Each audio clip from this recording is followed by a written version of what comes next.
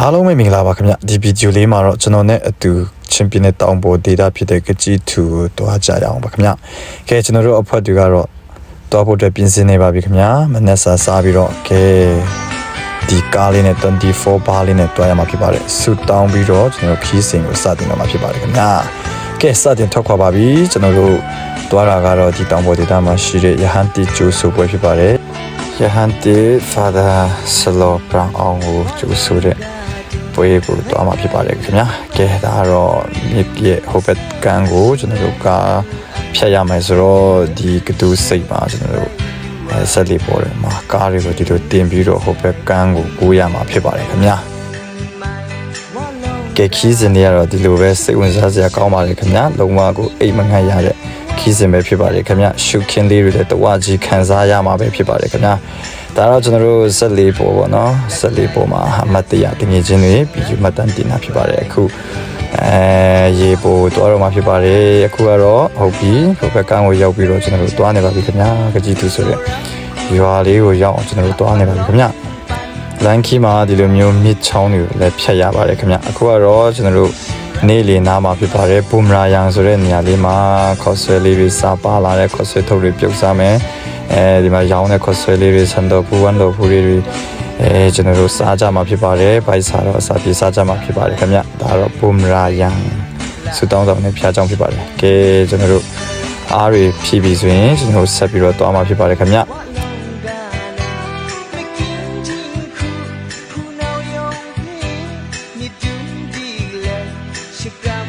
ကဲခွာတော့9နာရီခွဲ6နာရီလောက်မှာဂုမလာဆိုတဲ့မြို့လေးကိုရောက်သွားပါပြီခင်ဗျာကဲကျွန်တော်တို့အရန်ချမ်းပြီးတော့မြို့လုံကြပါတယ်ဒီညတော့ဒီမှာတညအိပ်ပြီးမှပဲမနေ့ဖြန်မှာကျွန်တော်တို့ကကြီးသူကိုဆက်တော့ဖြစ်ပါတယ်ကျွန်တော်တို့ကိုညစာကျွေးတဲ့အင်ရှင်တွေကိုလည်းကျေးဇူးတင်ပါတယ်ခင်ဗျာရန်ကိုကောင်းတဲ့အစားတော့စားခဲ့ရပါတယ်ကဲနောက်နေ့မနေ့ကကြီးသူကိုဆက်သွားဖို့တော့ပြင်ဆင်ပါပြီကဲဆက်သွားပါပြီခင်ဗျာတောင်တန်းလေးတွေကိုကျွန်တော်တို့ဖြတ်ကျော်ရပါတယ်ခင်ဗျာလှပတဲ့ရှုခင်းတွေကြောင်းကျွန်တော်တို့ဘေးအချိန်ကိုရောက်သွားမှတော့မသိပါဘူးခင်ဗျာဒီလိုမျိုးတောင်ပေါ်မှာရှိတဲ့ရွာလေးအိမ်လေးတွေကို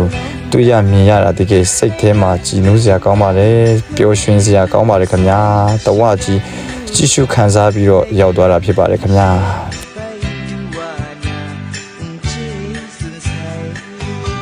တချို့ကတော့ဒီတောင်ပေါ်ဒေသတွေမှာမွေးဖွားပြီးတော့အခုကတော့နိုင်ငံခြားမြို့တွေမှာရောက်တော့တဲ့သူတွေရှိမှာပါကိုရက်ကိုရွာကိုတွေ့ပြီးတော့အမောပြေနိုင်ကြပါစေလွမ်းဆွတန်တနိုင်ကြပါစေခင်ဗျာအခုတော့ကကြီးထူဆိုတဲ့ရွာလေးကိုရောက်ပါပြီခင်ဗျာကဲဒါပွဲခင်းဖြစ်ပါတယ်ဒါကတော့ဖရားကျောင်းဝင်းဖြစ်ပါတယ်ခင်ဗျာဟိုဘက်မှာကျတော့ကျွန်တော်တို့မန္တလေးတွေစောက်ထားပါတယ်ဒါကတော့ဖရားကျောင်းပြဝင်ဖြစ်ပါတယ်ဟိုဘက်မှာတော့ကျောင်းဖြစ်ပါတယ်အလေတန်းကျောင်းပေါ့နော်ရှုခင်းလေးတွေကြည့်ရအောင်ချီထူရွာလေးမှာနေပြီးတော့ကချီထူအလေတန်းကျောင်းမှာတက်ခဲ့ကြတဲ့တငယ်ချင်းတွေရှိရင်ဒီဗီဒီယိုလေးကြည့်ပြီးတော့အလွမ်းပြေနိုင်ကြပါစေကဲရောက်လာတဲ့ကျွန်တော်တို့အဆိုတော်ဖွဲ့တွေကို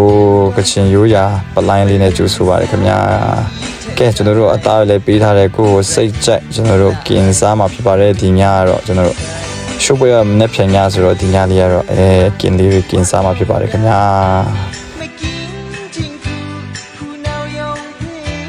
ဒီလိုမျိုးအရသာမတွေ့ရတာလည်းအရန်မစားရမတွေ့ရတာလည်းအရန်ကြပါပြီခင်ဗျကဲဒါကတော့ကချင်ရိုးရာခေါင်ရည်စပီနဲ့ဟိုမှာစက်သားလေးကိုမွှပြီးတော့ကျွန်တော်စားနေကြပါပြီခင်ဗျ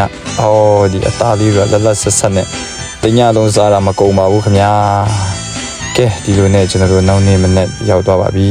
ကကြီးထူရဲ့မနေ့ခင်တောင်ပေါ်လာတော့တကယ်ကိုစိတ်ကြည်နူးစရာကောင်းပါတယ်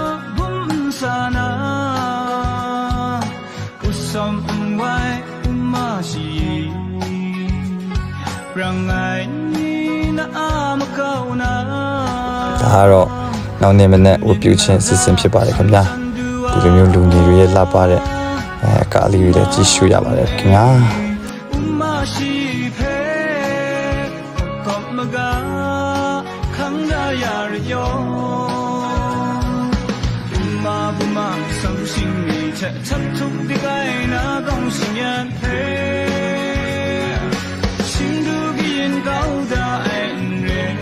ကဲအခုကတော့ဆူတောင်းပါဝင်ကြတယ်လူတွေအားလုံးရွာတိတိရောက်လာတဲ့လူတွေအားလုံးကိုပါတာသူတွေအားလုံးကိုသမင်းကျွေးမှဖြစ်ပါတယ်တဲ့ဖက်လေးနဲ့ထုတ်ပြီးတော့ကျွေးတဲ့ပါစေဆွဲဒီမှာစားချင်တဲ့လူလည်းစားလို့ရပါတယ်ခင်ဗျဒါတောင်းပေါ်ဒေတာရဲ့ လာပါတဲ့ရိုးရာတစ်ခုဖြစ်ပါတယ်ဖက်လေးနဲ့ထုတ်ထားတဲ့ထမင်းတွေကိုစားရမှာဖြစ်ပါတယ်ပကံတွေလည်းစီးစရာမလိုပါဘူးခင်ဗျလက်လက်ဆက်ဆက် okay နဲ့အစားအစာတွေစားတော့ရမှာဖြစ်ပါတယ်ခင်ဗျအိုးဒါကျွန်တော်ဖက်လေးနဲ့ပါနော်ကချင်ရိုးရာဖက်လေးနဲ့ထုတ်ထားတဲ့ထမင်းရှင်းတွေကိုစားရတာတကယ်ကိုမိန်ပါတယ်ခင်ဗျဘာဟင်းတွေပါလဲဆိုတော့ကျွန်တော်ဝက်သားရဲ့အမေသားရဲ့ပြီးငါ6ထောင်းရဲ့ငါ6ချက်တောင်မှပါသေးတယ်ခင်ဗျပြီးတော့ဒါတော့ပြုတ်ခင်းရည်လေးတွေတွေ့ရမှာဖြစ်ပါတယ်ခင်ဗျကဲနေ့လေးကျွန်တော်ထမင်းစားပြီးတော့ကျွန်တော်တို့ပြိုင်ပွဲပေါ့ချင်းလုံးပြိုင်ပွဲလေးလုပ်ပါတယ်ကျွန်တော်နုပညာရှင်အဖွဲ့တွေလည်းတင်းထွက်ပါတယ်ဆိုတော့ကျွန်တော်လည်းပါဝင်ပြီးတော့ကစားလိုက်တဲ့အချိန်ကျတော့ကျွန်တော်တို့ကချင်အနုပညာရှင်အဖွဲ့တွေလည်းမထင်ထားလောက်အောင်ကိုခြေစွမ်းတွေပြပြီးတော့နောက်ဆုံးကျတော့ကျွန်တော်တို့ဒီပိုလူပွဲတက်သွားပါတယ်ခင်ဗျာကျွန်တော်တို့ကချင်အနုပညာရှင်အဖွဲ့နဲ့သူစွန်ပရာဘုံဘက်ကရောက်လာတဲ့အဖွဲ့တွေနဲ့ပိုလူပွဲပြန်ခတ်ရမှာဖြစ်ပါတယ်ခင်ဗျကဲဒီနေ့တင်းထဲမှာဘသူကစုရသွားလဲဘသူကပထမစုရသွားလဲဆိုတော့နောက်ဆုံးတော့ကစားရင်နဲ့ကျွန်တော်တို့အနုပညာအဖွဲ့ကပဲပထမစုရရှိသွားတာဖြစ်ပါတယ်ခင်ဗျာစုချစ်မြင့်နေရတော့ယဟန်တစ်ဖာရာဆလောဘရောင်ပဲဖြစ်ပါတယ်ခင်ဗျာကဲညဆိုရင်ကျွန်တော်ဖြောရေးအစီအစဉ်ပါခင်ဗျာလူကတော့အင်မတန်မှများပါတယ်ခင်ဗျာကဲဗီဒီယိုကြည့်ရှုပေးတဲ့အားလုံးကိုအထူးပဲကျေးဇူးတင်ရှိပါတယ်နောက်ဗီဒီယိုများမှာပြန်လည်ဆုံတွေ့ကြပါစို့ခင်ဗျာ